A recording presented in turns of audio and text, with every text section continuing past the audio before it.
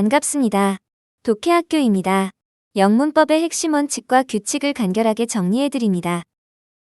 시제, 태, 법, 그리고 주어의 수까지 모두 수러가 표현해야 하는 이유와 방법을 이렇게 이해하세요.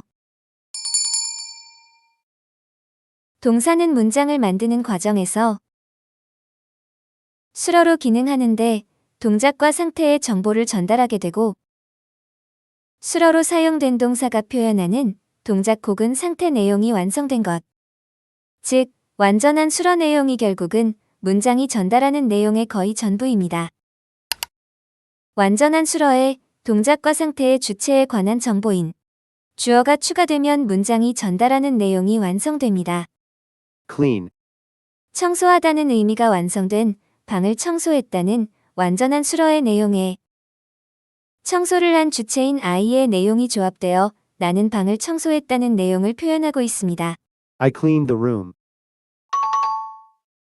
결국 수러로 사용된 동사의 내용을 완성한 것이 문장의 내용이라는 측면에서 보면 문장이 전달할 내용의 의도, 즉 법을 표현하는 것도 수러에 의해서 이루어지는 것이 논리적입니다. I am a boy. Indicative mood. 문장이 사실을 전달하고 있습니다. Clean your room. Imperative mood. 명령하는 내용을 전달하고 있습니다. I should have gone there.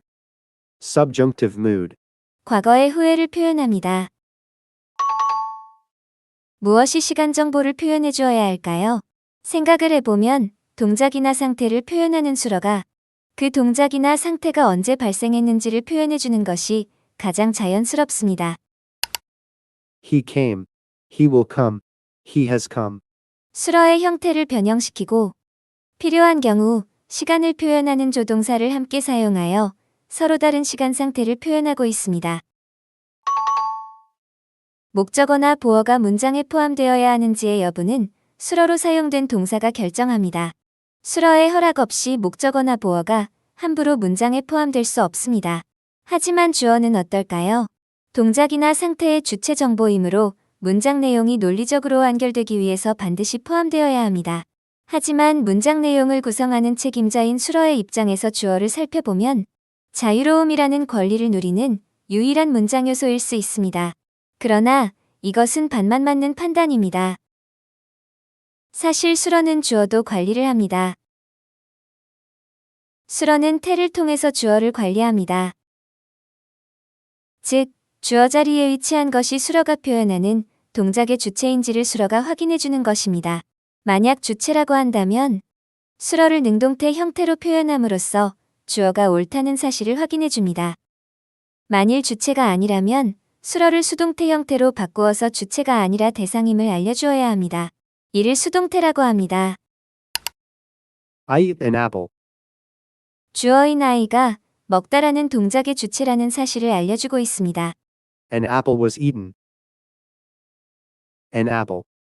주어가 먹다의 주체가 아니라 먹는다는 동작을 받는 대상, 즉 먹히는 대상임을 알려주고 있습니다. 또한 주어의 수를 수러가 표현해 줌으로써 수러의 주어가 맞는지 아닌지의 여부도 역시 관리합니다. He was ill. 수러가 주어의 수를 맞게 표현해 주었으므로 옳은 문장입니다. They was ill. 수러가 주어의 수를 옳지 않게 표현했으므로 자신의 주어가 아니라고 주장하는 것과 같습니다. 따라서 문법적으로 옳지 않은 문장입니다.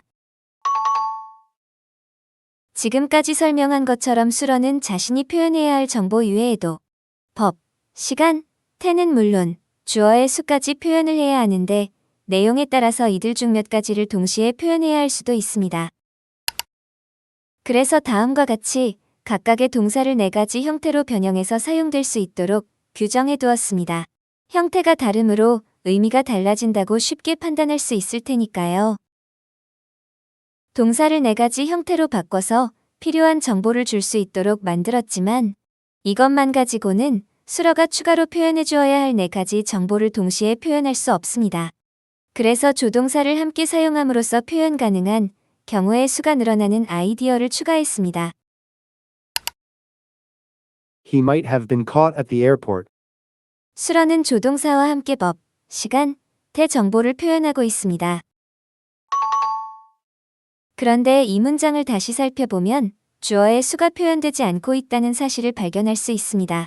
모든 정보를 표현하기 위한 추가적인 규칙을 만들지 않고 덜 중요한 정보 표현을 포기한 셈입니다. 과거 시점에 대한 명령을 할 이유는 없으므로 명령문의 수러를 항상 동사 원형으로 표현하는 것도 같은 이치입니다. 수러의 형태를 단순하게 암기하기보다는 수러가 동사의 의미 이외에 추가 정보를 표현해 주어야 하는 이유를 먼저 이해하세요. 그리고 수러가 정보를 표현하기 위해서 채택한 방법을 이해한 후에 표현 규칙을 암기하세요. 수러가 표현하는 정보를 제대로 파악해서 문장 해석에 반영할 수 있을 뿐만 아니라 여러분이 약점을 보이는 능동태, 수동태 문제에도 강해질 수 있을 거예요. 오늘 학습한 내용을 잘 살펴본 후 다음 시간에 또 만나요. 독해학교